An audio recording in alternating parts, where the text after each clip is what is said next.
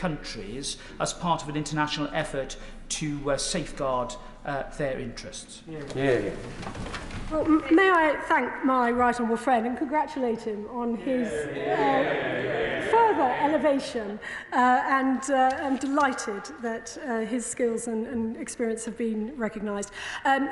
The care of judges, Afghan judges, particularly female judges, I know is a matter that interests many colleagues across the House.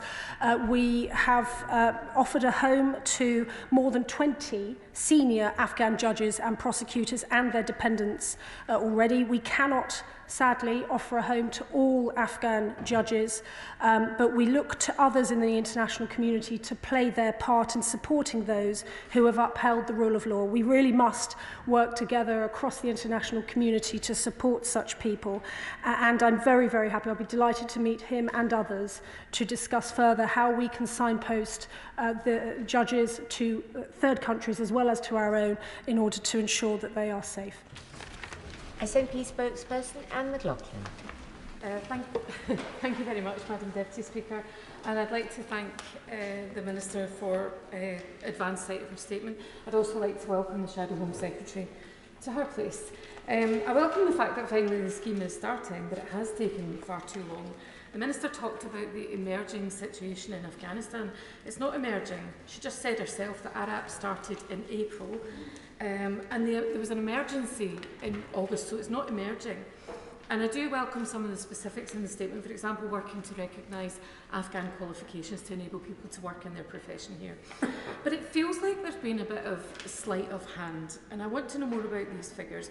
They can't keep patting themselves on the back saying up to 20,000 people, because any number below 20,000 is up to 20,000. So I think we have to be clear about that. And I share concerns about restricting ARAP criteria, leading to understandable suspicion about the reasons, and the expose in the Times I found deeply worrying. I've got a number of questions. I want to ask the Minister if those who are here on ARAP that are being transferred to the ACRS retain the right to family reunion, and that's something I hope she will answer today, and I very much hope she'll be able to allay fears on that. And I was a bit confused reading through the statement.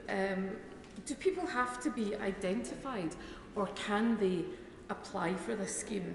And is it possible, because my reading of the statement was that it could be 2023 before any new Afghans arrive in this country? Surely that can't be right. The Minister rightly talks about British nationals in Afghanistan experiencing the same trauma and having the same needs as their Afghan neighbours. But what about those who did it, who got out, who arrived here or will arrive by boat? Are their traumas and their needs not the same? The Nationality and Borders Bill says not. It says they are illegal, that they could face up to 4 years in jail, that they could be offshored, never to be reunited with their families. She also talked of welcoming women and girls after year one. Nargis is 19. She and her husband have fled to Pakistan, not realising she would be in danger there too. She's pleading with me for the sake of her unborn baby to help her escape. And I told her I would have news in January. Can the Minister please tell me what I should tell her now? Also, some of my constituents have family in hiding in Afghanistan, and I've not heard anything today about how they can apply, and that if anyone can apply. And that's crucial, because the more vulnerable you are, the less you're able to flee to a neighbouring country. So how does someone in danger in Afghanistan apply? And finally, Madam Deputy Speaker, I spoke to the Convention of Scottish Local Authorities this morning. They've been calling for details for some time, so they welcome this confirmation, but they had a number of questions, but the biggest one is, will everyone with indefinite leave to remain get refugee status? Because that gives different rights, and the families they're working with need to know so they can make informed decisions. All 32 Scottish councils stand ready to support the Afghan schemes, and I hope the Minister can give a bit more detail to them in her response. Well, I thank the Honourable Lady for her questions. Just to help her understand, the ARAP scheme stands alongside ACRS, so there's no question of people being transferred between the schemes. If people have met the eligibility under ARAP, they remain under ARAP, and the ACRS scheme is, if you like, the civilian scheme, whereas ARAP looks particularly after locally employed staff who worked with the government and with the armed forces. ARAP principals have been evacuated, some 7,000, including dependents. We have throughout this extracted not just principals, but also their spouse, their partner, and children or dependents under the age of 18. That is why we have one of the issues with housing so many people at once is the size of the families that some of the families we're having to rehouse. We do have people arriving. Again, I hope the House understands the security situation in the region is such that we can't give definite numbers about who will arrive when each week, because by definition there are many, many factors out of our control, but some 1,500 people have already arrived since Operation Pitting was closed, both under ARAP and will fall to be eligible under the ACRS schemes. She speaks about the very, very troubling case that she has raised. Again, I hope she will understand, and I've made this clear in previous statements, I cannot give advice off the cuff at the dispatch box for people who are in great danger. But we are working closely with countries in the region to find safe routes for eligible Afghans to be evacuated from Taliban-controlled Afghanistan. These efforts are ongoing and will continue as the situation changes and develops. We're very, very keen to emphasise that the safety and security of eligible Afghans and their families is paramount. And indeed, the Minister for Armed Forces visited the region recently to identify what more we can do to work with both third country and in-country applicants. We are exploring a range of options. I cannot go into details, but we are very much working with a wide range of allies and partners to see what more can be done. And finally, I genuinely welcome the support of Scottish councils to play their part in our United Kingdom-wide effort to give homes to our new Afghan citizens. In relation to refugee status, those who come under the UNHCR scheme will be given refugee status by virtue of being referred by the UNHCR. We do not plan to do the same for others, simply because everyone who comes under ARAP and ACRS will have indefinite leave to remain and will be free to work, to enjoy their lives, to build their homes, to build their futures as any other person with indefinite leave to remain in the United Kingdom.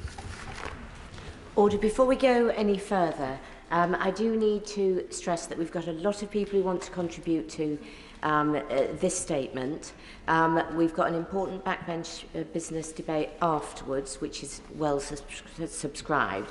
So I would ask that colleagues put one question to the Minister to allow the Minister to give brief replies. Very important, but we do need to move a little more quickly than we are at the moment if I've got any hope of getting everybody in. Sir Robert Neal. Thank you very much, Madam Deputy Speaker. And may I return briefly to the point raised in relation to judges and prosecutors by my right honourable and learned friend, the member for South Swindon. She will know that much work has been done by judges and lawyers in this country, people like the noble Lord Goldsmith, Baroness Kennedy, Dame Maura McGowan, who she and I both know, have done much to try and assist in this. There is a concern as to how the practical outworking of this will develop as the scheme goes forward. The scheme itself is welcome, but will she be prepared to meet with me and other interested parties to discuss the practical ways in which we can help these judges and prosecutors, particularly women, who many of whom, after all, put their lives in the line to assist and protect British troops when prosecuting and judging those who had committed atrocities against our own people.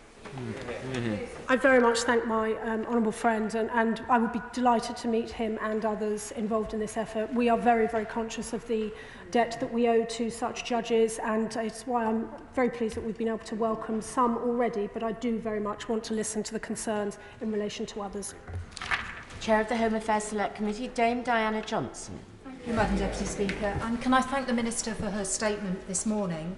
I know that the Home Affairs Select Committee will want to look in detail at the Afghan Citizens Resettlement Scheme in the coming months and take evidence from the Minister.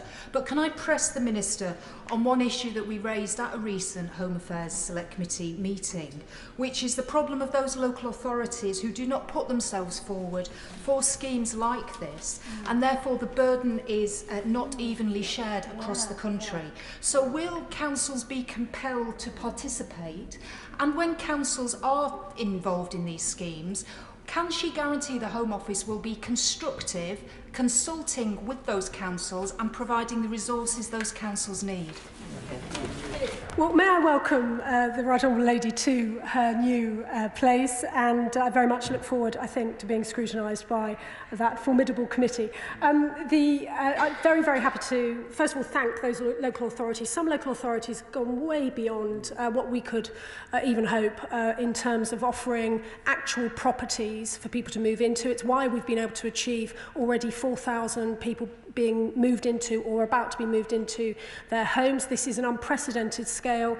If I compare it to the Syrian resettlement scheme, that was 5,000 people being resettled in a year. We've managed around 4,000 in just 6 months. But there is so much more to do. And so we are still very much working with councils to encourage and persuade, very much clarify the funding arrangements, because I know for some they've had concerns about that, but we really must have every council play their part so that we can welcome people across the country and they can contribute to our local communities across the United Kingdom. Baker. Thank you, Madam Deputy Speaker, and I too congratulate my honourable friend on everything that she's achieving. I listened very carefully to the answer she gave on safe routes to the SNP. Can I just put before her the plight of people in Wickham who have family in Afghanistan, where they believe that those family members were eligible for visas before the evacuation. But of course now they're in hiding very often and afraid, and they don't have a means to get that visa and come and join their family in the UK. So could I ask her please what we should be telling those people? Will we honour the visas and how? Thank you. I'm grateful to my honourable friend because I know this is an issue that is concerning many constituents. We have the safe and legal routes under the new plan for immigration, of which ACRS and ARAP are one. The family reunion rules will continue to apply. I do appreciate the difficulty that some have in relation to still being in Afghanistan. This is why the work of my honourable friend, the Minister for Armed Forces, is so important, because it's with working with countries in region that we're going to be able, I hope, to find other routes out. But we must very much emphasise to those individuals in Afghanistan that, of course, they will have a far better evaluation of their own safety and what they need to do to keep safe than, sadly, I can offer today at the dispatch box. Tim Farron. Speaker, back in the summer, when the government announced the scheme, we were told, and I quote, priority will be given to women and girls and religious and other minorities who are most at risk of human rights abuses and dehumanising treatment by the Taliban. Yet the Minister has just told us in the statement that women and children, LGBT people and people from religious minorities will not be able to apply until year 2 of the scheme. Back in the summer, they were a priority. Now they will feel betrayed and abandoned to persecution or worse. So will she reconsider her decision?